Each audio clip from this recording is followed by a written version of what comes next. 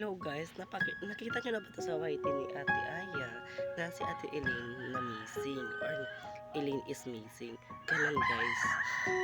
Doon ko na-realize ang pagmamahal ni Ate Aya sa kapatid niya na si Elaine kasi doon sa dulo na guys, nakita niyo doon sa dulo, as in ang dulo ng video na nagsabi sa Ate Aya na hindi niya talaga daw sinabi sa kay Elaine na para hindi na umabot sa ganun.